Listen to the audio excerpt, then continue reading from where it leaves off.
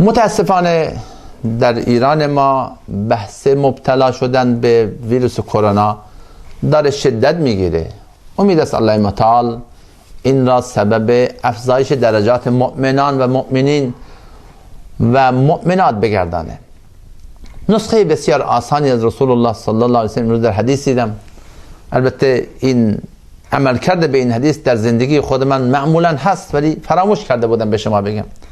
نبی خدا دعایی یاد دادن که وقتی ما کسی را در مصیبتی میبینیم، در هر مصیبتی، در هر پریشانی، در حین دیدن این پریشانی زمزمه بکنیم الحمدلله الذی عافانی مما ابتلاک به و فضلنی علی کثیر ممن خلق تفضیلا. نبی خدا علیه السلام مژده دادن که این شخصی که این دعا را خوانده به اون مصیبتی که اون شخص مبتلا شده مبتلا نخواهد شد.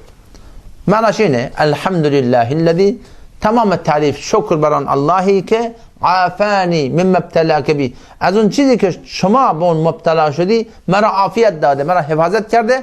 و فضلنی علی کثیر ممن خلق تفضیلا، و بر بسیار از مخلوقات خود الله متعال مرا فضیلت خاص بخشیده.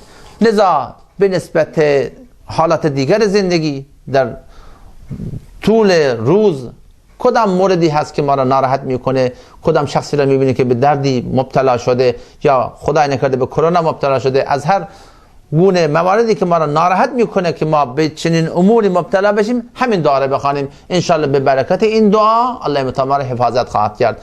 بر دعاهایی که از سنت ثابت است به نسبت این مریضی های بد هم پایبندی بکنیم. اللهم انی اعوذ بک من الهم، اللهم انی اعوذ بک من البرص والجنون والجذام و من سیء الاسقام. این دعاها را هم بعد از نماز، بعد از نمازهای پنجگانه یا در هر موقعی که تونستیم دستها را بلند بکنیم و به الله متعال تضرع و زاری بکنیم. و این دعایی که در وقت دیدن کدام شخصی به کدام مصیبتی از جمله کرونا باشه، این دعا رو بخوانیم، انشالله این مریضی برای ما نخواهد آمد. دعا همینه الحمدلله الذی عافانی مما ابتلاک به و فضلنی علی کثیر ممن خلق تفضیلا.